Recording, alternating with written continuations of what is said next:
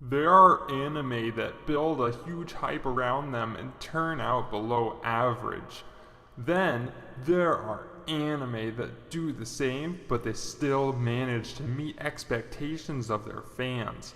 Which group does K-On belong to? In a way, both.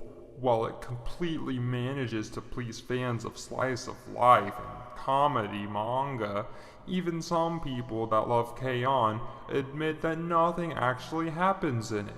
That's where people that like their anime with plot face wall to oblivion. Story 1 out of 10. Why such low rating? Because there's nothing to rate. The only signs of story were at the very beginning, and even then, it was way below average. Basically, the story is that a new girl, Yui, joins Light Music Club but can't do music. Of course, that she is wholeheartedly accepted into the club. Why not, after all? That would be what would be musicians doing in a music club. Another plot happens, about in the middle, when another girl, Azusa, but this time she can play guitar, joins. That's it. Say bye-bye to plot. All they do is drink tea when they actually do something. Art, 6 out of 10. Art, the only good thing about K-On! Yet, it's probably where people divide into fans and haters. Simple reason, you either love it or hate it.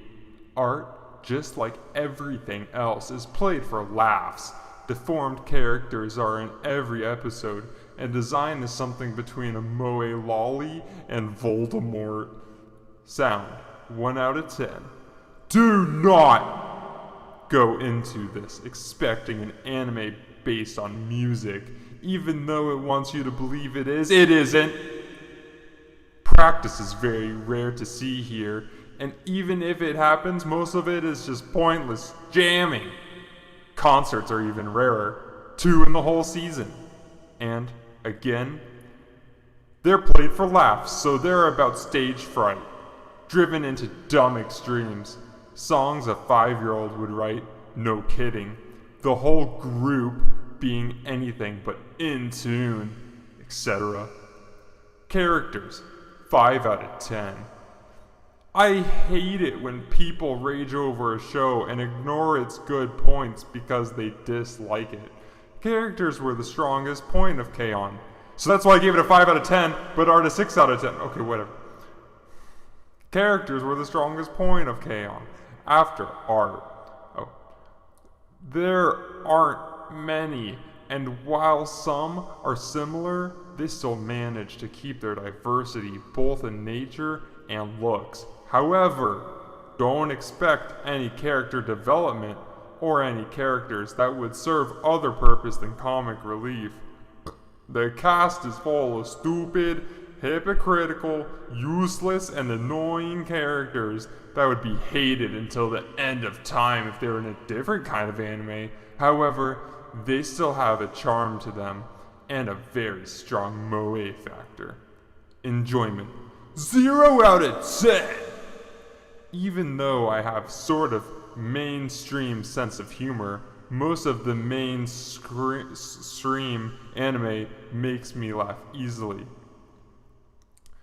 I couldn't even smile at any of the jokes here. Humor is mostly based on the stupidity or awkwardness of a character, like intelligent jokes. Keep away from this as far as possible. The only reaction I had to these jokes was staring at it with my jaw dropped, wondering whether it was supposed to be funny or show the character's idiocy. I watched this because of boredom, and I believed it would get better eventually. It didn't. Overall, 1 out of 10. To me, enjoyment, plot, and characters make most of the rating.